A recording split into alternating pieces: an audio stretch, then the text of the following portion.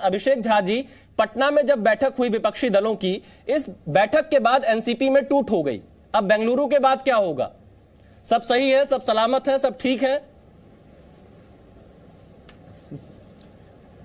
बहुत तीव्र गति से विपक्षी एकजुटता की जो मुहिम है वो आगे बढ़ रही है।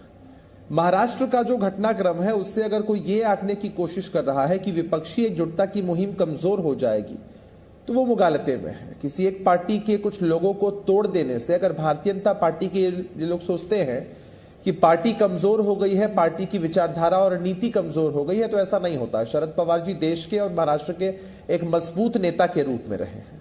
और सबसे पहले तो जिस तरह से कांग्रेस पार्टी ने जो काला अध्यादेश लाया केंद्र की सरकार ने, सुप्रीम कोर्ट को भी ओवररूल करते हुए उसके समर्थन में, या यूं कह लीजिए कि उस अध्यादेश के खिलाफत में हर एक जो राजनीतिक दलों ने समर्थन दिया था आम आदमी पार्टी को इस पूरे मुद्दे पर, कांग्रेस पार्टी ने अपना स्टैंड स्पष्ट किया है। काफी स्वागत योग्य है। इसको लेकर भारतीय जनता पार्टी के लोग बहुत खुश हो रहे थे कि विपक्ष की सभी पार्टियों के बीच टूट है, लेकिन कांग्रेस पार्टी ने बड़ी मजबूती के साथ संघीय ढांचा कैसे सुरक्षित रह सके और कैसे देश आगे बढ़ सके लोकतांत्रिक तरीकों से, इसलिए कांग्रेस पार्टी ने ये जो स्टैंड लिया है बेहद स्वागत योग्य है। और इससे करारा तमाचा पूरे एनडीए के कुनबे पर, पूरे भारतीय जनता पार्टी पर लगा है। और भारतीय जनता पार्टी के लोग कुछ जर्जर लोगों का मर्जर अपने साथ करवाकर सोच रहे हैं कि उनकी राजनीतिक इमारत बड़ी मजबूत हो जाएगी, लेकिन ऐसा नहीं होने वाला है।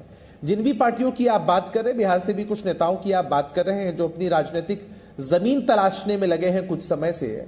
अब चूंकि भारतीय जनता पार्टी के जो पुराने घटक दल रहे हैं वो तो उनके साथ देश के स्तर पर है ही नहीं, क्योंकि भारतीय जनता पार्टी ने एक ऐसी संस्कृति बनाई है कि घटक दलों के पीठ में खंजर भोंको, उनके साथ विश्वासघात करो और कोशिश करो कि जो घटक दल उनके साथ लंबे समय से राजनीति करते आए हैं उनको कैसे कमजोर किया जा सके। चिराग पासवान भी वापस जा रहे हैं, अभिषेक झा जी, आडवाणी जी, अब तो चिराग पासवान भी वापस जा रहे हैं, उनको न्योता मिल चुका है। करना है ना, नहीं चाचा और भतीजे का, नहीं चाचा और भतीजे का तो एक मॉडल है ना। चिराग पासवान जी का तो किस तरह का मिसयूज भारतीय जनता पार्टी ने 2020 के बिहार के विधानसभा के चुनाव में किया, हर किसी ने देखा। और अगर चिराग पासवान जी की ताकत अगर इतनी बड़ी होती तो बिहार में जब बाई इलेक्शंस हुए थे विधानसभा के, उनकी कॉन्स्टिट्यूएंसी में एक सीट है तारापुर, वहां उनके उम्मीदवार को महज 5000 वोट्स आए थे लगभग, जमानत तक जब्त हो गई थी। तो चिराग पासवान जी को एक बड़ा फैक्टर ये प्रेजेंट करने की कोशिश कर रहे हैं, और वो भी डोलडम की स्थिति में थे। अब चूंकि एनडीए को दिखाना है ना, भारतीय जनता पार्टी को दिखाना है कि कुछ पार्टियां उनके साथ भी है, इसलिए जिस वक्त चलिए अभिषेक जी, कैसे देखा जाए, कैसे ये यकीन होगा, क्योंकि नीतीश कुमार जी तो हमेशा इस चीज के लिए जाने जाते हैं कि अवसर आने पर वो लगातार गठबंधन बदलते रहते हैं, तो 24 के लिए कैसे गारंटी मानी जाए कि आप लोग नहीं बदलेंगे?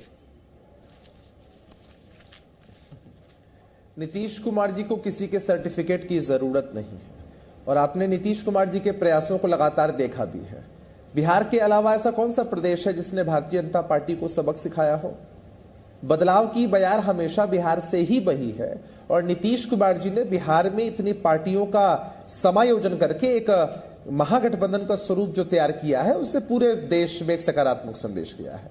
और जिस तरह से लगातार नीतीश कुमार जी ने प्रयास किए हैं, विपक्ष के सभी प्रोमिनेंट नेताओं से इंडिविजुअली मुलाकात की, फिर पटना में एक बैठक आयोजित की, उससे पूरे देश में एक पॉजिटिविटी गई है कि विपक्ष के सभी दल एक प्लेटफॉर्म पर आकर एकजुट होकर चुनाव लड़ेंगे और भारतीय जनता पार्टी के नेतृत्व में एनडीए की सरकार सत्ता से बाहर चली जाएगी।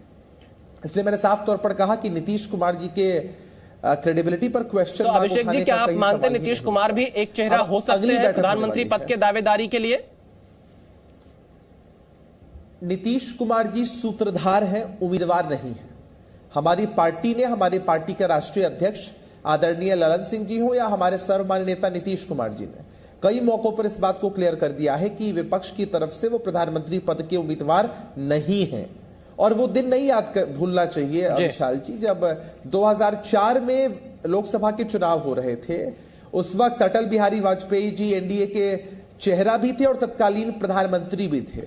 यूपीए की तरफ से किसी ने सोचा भी नहीं था कि मनमोहन सिंह जी प्रधानमंत्री बनेंगे। बिना चेहरे की यूपीए चुनाव लड़ी थी और अच्छी जीत दर्ज हुई। अगली बार भी मनमोहन सिंह जी प्रधानमंत्री बनकर आए थे।